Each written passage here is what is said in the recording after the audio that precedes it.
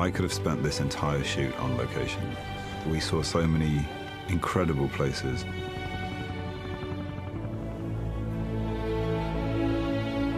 I know I'm a Kiwi, but I have to say I cannot imagine making these films anywhere but this country. Amazing. Wherever we went, it was an extraordinary experience. And here we were making a film. Go, go, go! A New Zealand film, The Hobbit.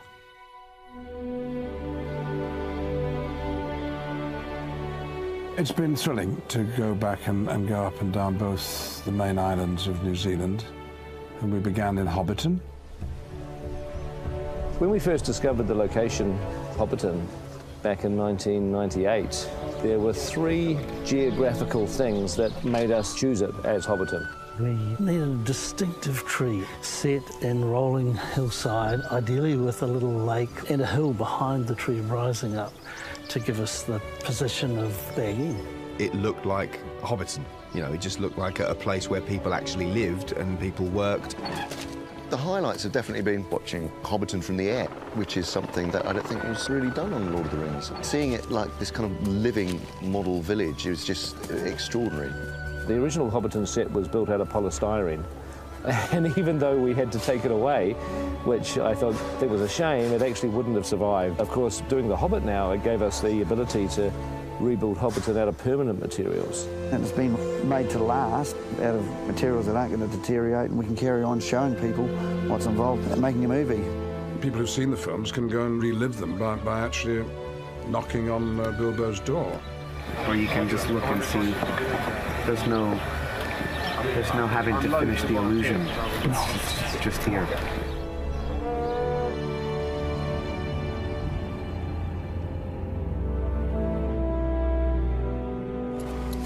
Camp here for the night. Billy, Killy, look after the ponies. Denise Bluffs is its volcanic activity has brought the rock up out of the ground, and there's these huge shafts of rock. It looked like something from Jurassic Park. You can't do any helicopter shots coming over from the back because it's behind it's just ply it's just and scaffold. But it'll all come out, I think, in a couple of weeks. And then there's going to be a permanent one put in place for as a tourist attraction. The beautiful rock formations, cliffs, and then down, down, down into the most incredible bush.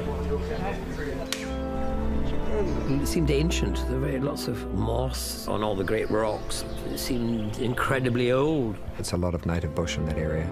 It's a stunning location.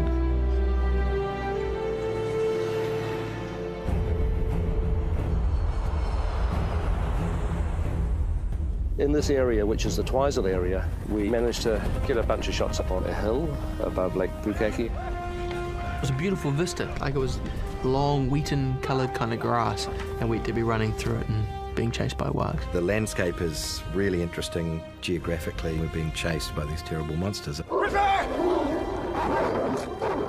It's just everything you could hope for in an epic adventure. I took a photo that I sent to some friends. Dwarves on vacation. And they refused to believe that this was an actual photograph, that I hadn't photoshopped it. That place doesn't exist. And I was standing it. Here we are at base camp, ready for the big push to Rangi, Mount Cook. Behind us here is Mount Cook, which is New Zealand's highest mountain. It's where Sir Edmund Hillary trained to climb Mount Everest. It's a little less than half the height of Everest, so he basically had to climb Mount Cook twice, and he sort of had practice for Everest, basically. Very, very beautiful, huge open spaces. Lovely wildflowers, I remember, go along all the roads, like just all the kind of colours. We hit it at this time of year where these incredible variety of shades of purple lupins just, springing up everywhere. Nearly everyone on the crew has said it was like doing a recce for an amazing road trip they're going to do in the future. They always say don't leave home till you've seen the country. Now I've seen the country and I'm pretty blown away by it.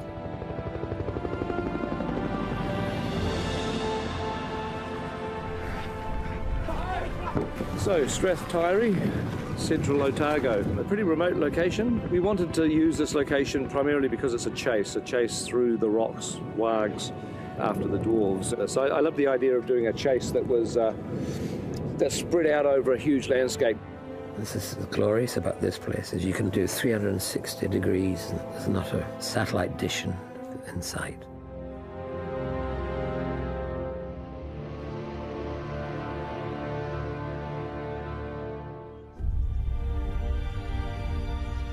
You know, when we all went to Queenstown, I'd never been there before, and it was just astonishing. I mean, a beautiful jewel, really at kind of the bottom of the world. Queenstown, a famous holiday place here, but we escape the crowds and go up the lake and into the mountains, and that's perhaps my favourite spot. Earnshaw Burn was probably one of my favourite locations, a gorgeous alpine sort of valley surrounded by waterfalls. The place was alive with these incredible cascades. We're very lucky to go to some extraordinary locations. A lot of the world's impression of New Zealand is that landscape. You know, the rolling hills and the mountains and the fjords. It's got everything in it. It's real, it's the real countryside. But at first you think, wow, what a good job they made. But it's not, it's the real thing. This is the Middle-earth I would always have pictured. Meanwhile, the backdrop is so beautiful, people will think it's CGI. It looks too perfect. You can use that as an advert for New Zealand if you want. I mean, succinct, snappy, all positive, and cut. Brilliant, trademark.